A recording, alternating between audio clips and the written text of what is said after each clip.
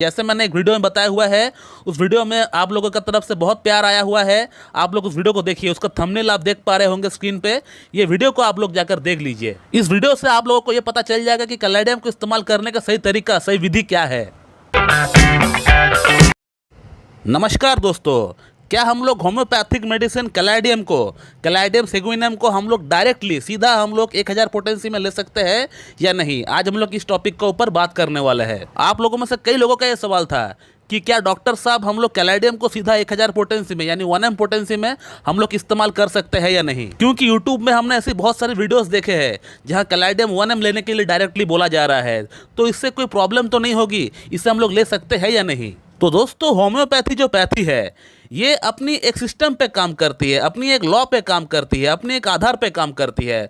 वैसे देखा जाए तो सभी पैथी, एलोपैथी हो, आयुर्वेदिक हो, यूनानी हो, सभी पैथीज अपनी अपनी कुछ सिद्धांतों पे काम करती है। तो ठीक उसी प्रकार से होम्योपैथी भी कोई ना कोई कानून के आधार पे काम करती है। उसकी भी अपनी कुछ कानून है, कुछ लॉज है, कुछ सिद्धांत है, और उसी सिद्धांत के आधार पर हम लोग मेडिसिन का सिलेक्शन भी करते हैं। हम लोग मेडिसिन का पोटेंसी भी सेलेक्ट करते हैं और उसका रिपीटेशन भी हम लोग सेलेक्ट करते हैं। इसका पहला सिद्धांत यही होता है कि पेशेंट कोई भी रोग क्यों ना लेकर आए आपके पास। हो सकता है पेशेंट को हेडेक हो, या पेशेंट का बाल झड़ रहा हो, या पेशेंट का लिवर में प्रॉब्लम हो, पेशेंट को गैस की प्रॉब्लम हो, या पेशेंट को यौन समस्या हो। तो कोई भी प्रॉब्लम हो सकता है एक पेशेंट को। तो हमारे लिए प्रॉब्लम जानना तो इम्पोर्टेंट है ही, लेकिन प्रॉब्लम जानने से भी इम्पोर्टेंट जो ज़्यादा है वो है पेशेंट का क्या सिम्टम्स है, क्या लक्षण है। क्योंकि होम्योपैथी जो पैथी है ये लक्षण के आधार पर ही काम करता है। सपोज एक एग्जांपल के तौर पे समझते हैं। मान लेते हैं एक पेशेंट को एक्जिमा हो गया, स्किन में खुजली हो रहा है, इरप्शन हो रहा है। तो वो पेशेंट सिंपली हमारे पास आकर वो अपना एक्जिमा दिखाएगा कहाँ पर हुआ है, और उसको वहाँ पे खुजली हो रहा है, इरप्शन हो रहा है, जो भी प्रॉब्लम हो रहा है वो बताएगा। बस वो पेशेंट इतना ही बताएगा, इससे ज़्यादा वो कुछ बोल नहीं पाएगा। लेकिन एक होम्योपैथ को एक मेडिसिन प्रेस्क्राइब करने के लिए सिर्फ इतना सा सिम्टम काफ़ी नहीं हो सकता है।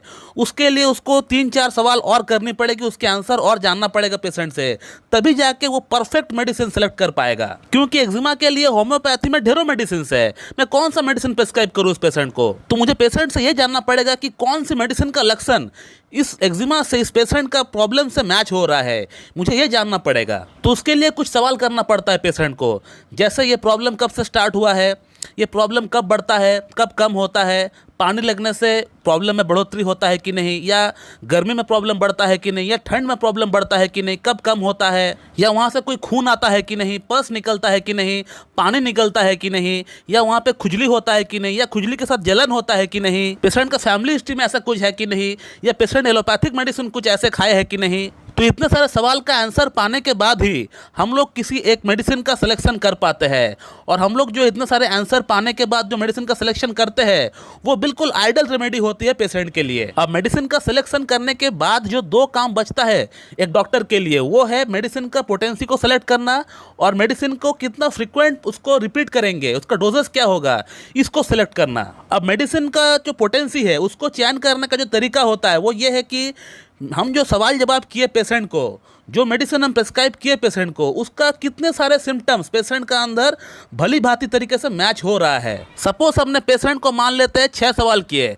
अब 6 में से अगर 4 प्रोमिनेंट सिम्टम अगर पेशेंट का अंदर मैच हो जाता है, 4 या 5 सिम्टम मान लेते हैं पेशेंट का अंदर मैच हो रहा है, तो हम लोग जो मेडिसिन का सिलेक्शन किए हैं उसको हम लोग हाईएस्ट पोटेंसी में देंगे और उसका रिपीटेशन बहुत ही कम करेंगे। तो मेरा कहने का तात्पर्य यह है कि जितना ज़्यादा पेशेंट का लक्षण और मेडिसिन का लक्षण मैच करेगा उतना हाईएस्ट पोटेंसी में हम लोग मेडिसिन को प्रेस्क्राइब कर सकते हैं। जैसे कैलेडियम का बात कर रहे हैं तो कैलेडियम का ही हम लोग बात करते हैं। कैलेडियम का 6-7 प्रमुख सिम्टम होता है। अब उस 6-7 प्रमुख सिम्टम में से अगर पेशेंट का अंदर 5 सिम्टम या 6 सिम्टम अगर प्रोमिनेंटली मैच हो रहा है, यानी 80% 90% पेशेंट का सिम्टम और मेडिसिन का सिम्टम यानी कैलेडियम का सिम्टम से अगर मैच होता है, तो हम लोग आंख बंद करके कैलेडियम को हाईएस्ट पोटेंसी यानी 1M 10M या 50M में भी हम लोग दे सकते हैं कैलेडियम को। लेकिन कैलेडियम जैसी मेडिसिन जो कि एक छोटी मेडिसिन होती है, इसकी जो प्रूविंग हुई है, इसकी जो सिम्टम्स लिखी गई है, बहुत ज़्यादा सिम्टम्स इसका अंदर नहीं आता है। इसकी 4-5-6 सिम्टम्स ही जो होती है बहुत ही प्रोमिनेंट सिम्टम होती है। उसमें से सभी सिम्टम्स पेशेंट का अंदर मैच हो जाए ऐसा बहुत ही कम देखने को मिलता है। मैंने अपना प्रैक्टिस के दौरान, इतने साल प्रैक्टिस के दौरान, कैलेडियम को 1000 पोटेंसी में हार्डली 4 या 5 लोगों को ही दिए होंगे, क्योंकि कैलेडियम का सभी सिम्टम्स पेशेंट का अंदर मैच होते हुए दिखता ही नहीं है। वो हार्डली 1 या 2 सिम्टम्स ही मैच होता है, क्योंकि ये एक स्मॉल साइज रेमेडी है। इसकी जब प्रूविंग हुई थी, प्रूविंग के दौरान बहुत सारी बातें एक साथ निकल कर बाहर नहीं आया था।